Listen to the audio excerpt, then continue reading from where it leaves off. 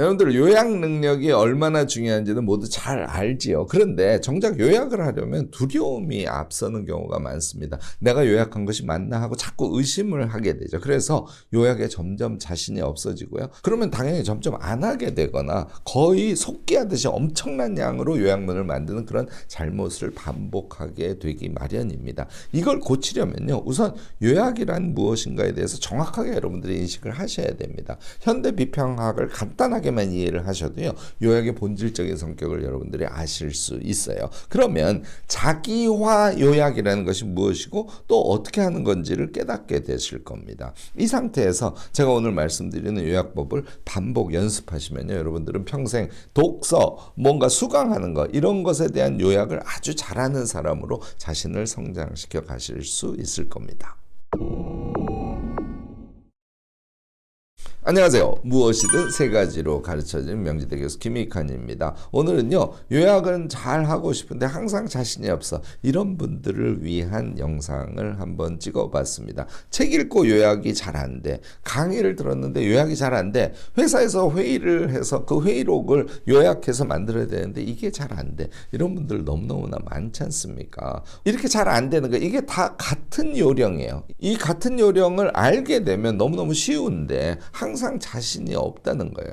요 이유는 우리가 중고등학교 때 답 맞추기 습관 때문에 그렇습니다.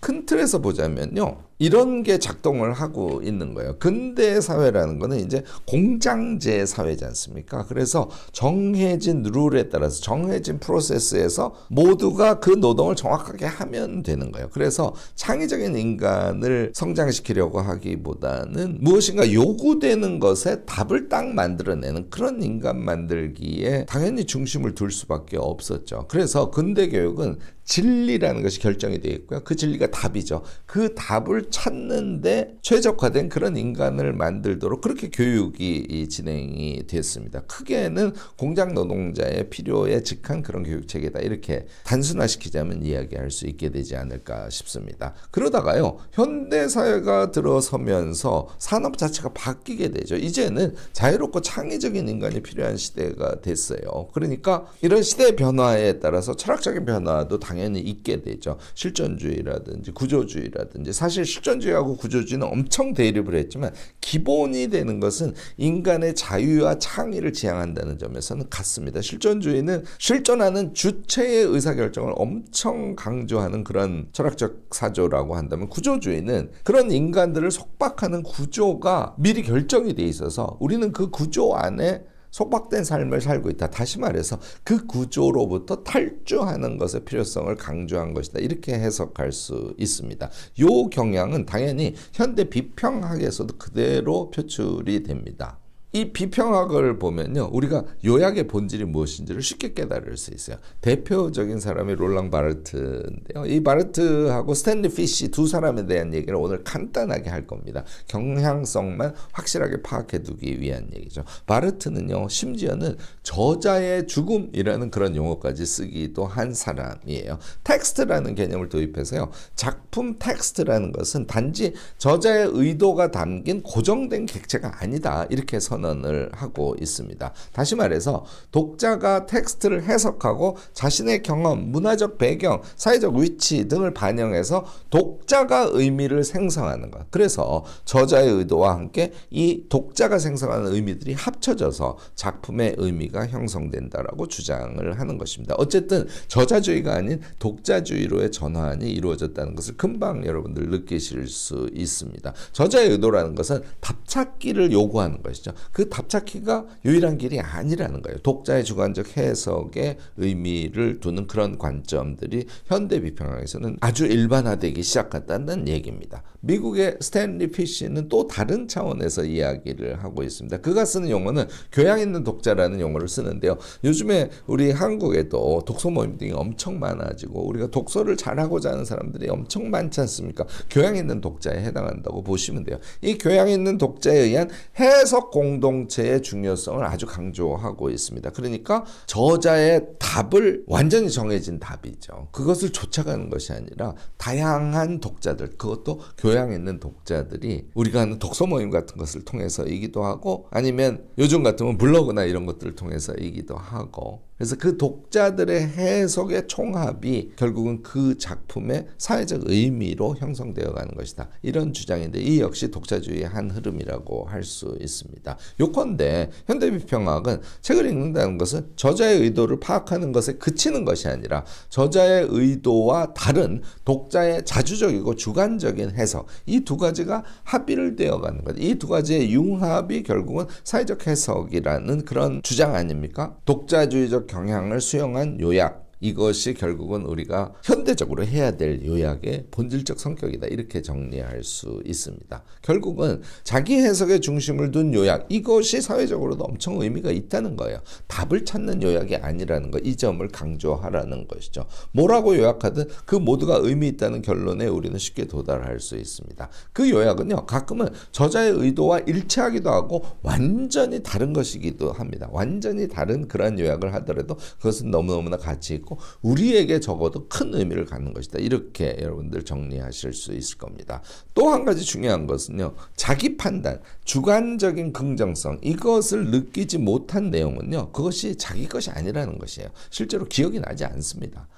그것이 독자의 생각일 거야 라고 감동 없이 그것이 인식됐다고 하더라도 그것은 내 머릿속에 기억이 나지 않는 것이에요. 내 것이 아니라는 걸 뜻합니다. 따라서 요약이란 텍스트에 대한, 어떤 저자가 쓴 텍스트죠. 그 텍스트에 대한 자기식으로 파악된 내용을 간단하게 표현한 것, 이렇게 정확하게 정의할 수 있습니다. 요컨대 답이 없다는 것이죠. 여러분들이 여러분들 마음대로 한 요약, 그 모두가 의미 있다. 이것을 오늘 제 유튜브 영상에서 꼭 여러분들 기억해 주시기 바랍니다. 자, 저자가 뿌려놓은 많은 의미들이 있습니다. 책 안에 담겨 있죠. 그것은 그 책을 읽으면서 하나의 의미의 자기장처럼 우리에게 작동을 하고 있어요.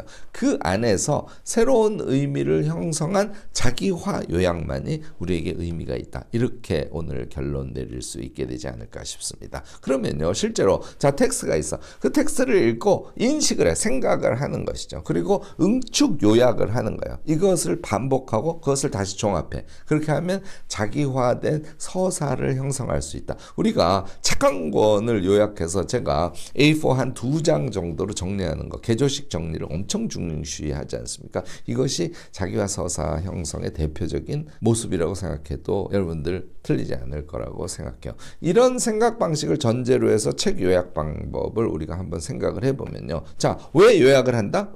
지적으로 풍요로운 나의 이야기, 나의 자기화된 이야기를 만들기 위해서 우리는 요약한다. 이렇게 결론을 내리시기를 바랍니다. 첫 번째 방법은요, 우선 여러분들 책을 읽을 때 점점 실력이 높아지면 책을 읽는 단위를 키울 수 있어요. 그런데 제가 처음 연습할 때 여러분들에게 강조하는 것은 10쪽 읽게요. 10쪽을 읽고 한 줄만 키워드로 요약하는 연습을 꼭 해주시기 바랍니다. 10쪽을 읽는데 보통 한 10분 정도 걸리거든요. 왜냐하면 우리가 눈운동 독서를 하면 한쪽 읽는데 1분이 채 안 걸립니다. 그래서 10분 정도 읽으면 10쪽을 읽게 되니까 10쪽 정도를 읽고 머릿속으로 생각을 하세요. 여기서 나에게 가장 강력하게 와닿은 것은 이거야 라고 생각한 것을 한 줄, 키워드 한 3개 정도로만 요약을 해보시는 연습을 하라는 것이죠. 이것을요, 우리가 책의 한 개 장이 50쪽 정도라고 가정을 하면 여러분들이 10쪽 읽고 한 줄 요약하고 10쪽 읽고 한 줄 요약하고 하는 것을 한 개 장을 한다면 5번 반복할 거 아닙니까? 그러면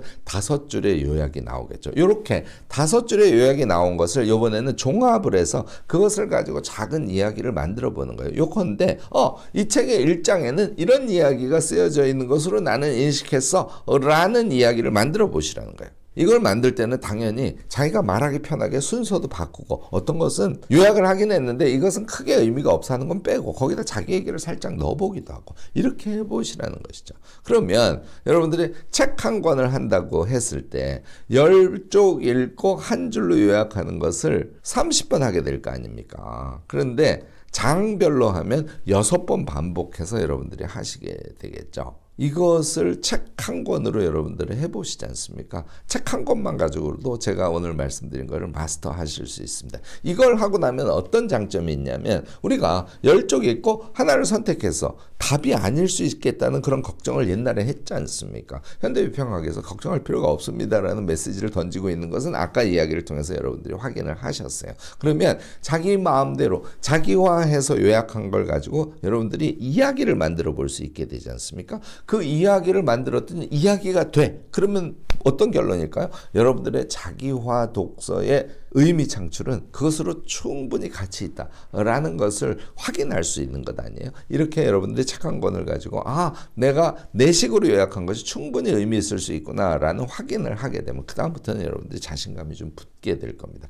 그래서 제 1단계는 이렇게 10쪽 읽고 한 줄 키워드 3개 정도로 메모하는 거. 이것을 반드시 연습해 보시라는 거예요. 두 번째 연습은 이제 조금 고도화 시켜 가야겠죠. 단위를 키워가는 겁니다. 50쪽 그러니까 한 개 장 정도를 읽고 10줄 이내로 요약하는 연습을 이번에 책 한 2권 정도를 가지고 반복해 보시길 권합니다. 요거를 하실 때는요, 50쪽 이제 단위가 커지니까, 물론 이제 제가 생각의 이음이라는 걸 가지고 읽은 책에서 이런 얘기, 저런 얘기, 저런 얘기를 해서 하고 쭉 생각을 이어가서 책에 표시하지 않고도 여러분들이 50쪽 읽고 요약할 수 있게 되면 최상이죠. 근데 그것은 정말 어렵습니다. 그래서 제가 여러분들께 50쪽 읽고 10줄 이내로 요약하는 연습을 할 때는 책에 표시하는 방법을 쓰시라고 권합니다. 대체로 기준을 이렇게 두시면 돼요. 제가 책에다 표시를 하라 그러니까 줄을 계속 엄청 길게 긋는 사람들이 있어요. 이거는 너무 욕심이 많으신 거예요. 제가 여러분들께 권하는 것은 일단 표시 방법도 그냥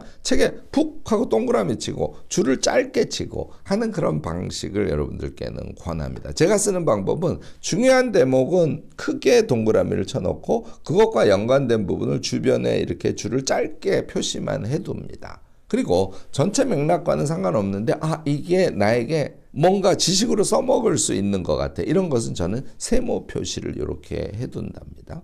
근데 분량이 중요해요. 여러분들 이렇게 보시면 돼요. 책을 펼치면 두 쪽이지 않습니까? 두 쪽에 한 개소 정도만 표시한다. 사실은 저는 이거보다도 훨씬 덜 표시합니다. 왜냐하면요, 아까 제가 10쪽을 읽으면 한 줄 정도만 메모하시라 그랬지 않습니까? 50쪽을 읽어도 한 줄이면 5줄인데 10줄에서 5줄 사이 정도로 메모를 하는 거지 않습니까? 그런데 두 쪽에 한 개소를 표시했다고 치면 10쪽이면 5개소가 표시돼 있을 거 아닙니까? 그 표시된 것 중에 한 개만 여러분들이 고르셔야 돼요. 그러니까 책에 많은 표시를 해놓는 것도 그다지 도움이 되지 않는다는 거 여러분들 금방 깨달으실 수 있을 거예요.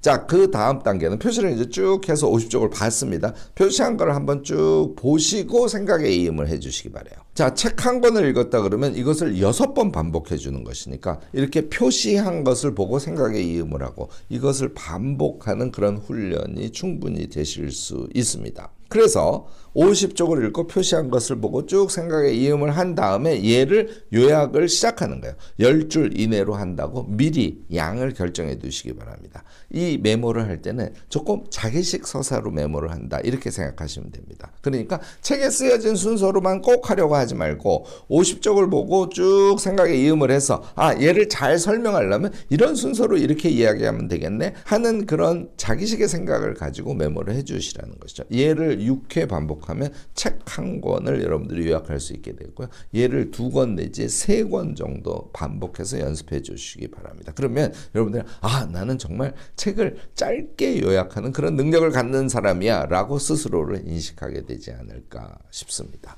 자, 세 번째 얘기로 가면요. 우리가 앞에 50쪽을 읽고 10쪽 정도씩 메모한다 그랬지 않습니까? 그러면은 짧게 나오면 전체 책 한 권 메모하신 것이 50줄이나 100줄 정도 나올 거예요. 그러면 이것을 아래 한글에다 쳐 넣는다고 생각합시다. 그러면 대체로 2쪽 정도가 나온다고 보시면 됩니다. 이 1.5쪽 내지 2쪽 정도 되는 분량을 이번에는 내가 그것을 보고 발표를 할 거야 라고 생각을 하시면서 자기식의 이야기로 서로 뒤바꿔주는 거예요. 순서도 바꾸고 어떤 건 빼기도 하고 자신의 생각을 중간에 삽입하기도 하고 이렇게 해서 여러분들 발표해보는 연습을 꼭 하시기 바랍니다. 우리가 아이캔 대학을 운영하면서 이것을 정말 많이 시키거든요. 그래서 말하기 모임이라는 걸 꼭 하라고 하는데 단톡방에서 5명씩 서로 모여서 줌을 켜놓고 서로 말하기 모임을 자주 하거든요. 이거는 기가 막힌 독서법입니다. 우리가 메모 독서법을 하는 것은 자기식으로 해석해서 짧게 핵심을 인식하는 방법이지 않습니까? 얘를 마지막에 말로 하시지 않습니까? 여러분들 그 내용이 완전히 자기 것이 됩니다. 말하는 방법은 보고 말하실 수도 있고요. 한 2번 정도 보고 말하기 연습을 한 다음에 완전히 대본 없이 참고 자료 없이 그냥 쭉쭉쭉 자기 머릿속에 남아있는 생각을 말씀으로 하는 것도 아주 큰 도움이 됩니다. 2단계가 되면요. 여러분들 생각해 보세요. 그 책에 대해서 내가 글쓰기를 할 거야. 머릿속에 완전히 들어있으니까 글쓰기의 순서만 약간 메모를 해두셔도 줄줄줄줄 여러분들이 독후 감상록 정도는 쉽게 쓸 수 있는 사람이 될 수 있지 않을까 싶습니다. 이게 우리가 책을 읽고 요약하는 방법의 핵심이에요. 여러분들 이 훈련 반드시 해보시기를 권합니다. 이렇게 하시면요. 독서의 재미가 무엇인지를 확 느끼게 되고요. 독서한 것을 절대로 일단 잊어버리지 않게 됩니다. 여러분들 독서로 지적 성장을 해가는 자신을 발견하고 싶지 않으세요? 이 방법이면 얼마든지 여러분들 가능합니다. 자, 여러분들 이제 무턱대고 책 읽지 마시고요. 자기화 메모 독서를 반드시 할 것을 권합니다. 여러분들은 아주 재미와 의미를 책 속에서 발견하는 프로 독서로로 자신을 바꿔갈 수 있게 될 겁니다. 오늘 제 얘기가 도움이 되셨다면 좋아요, 구독, 알림 설정까지 꼭 부탁드리겠습니다.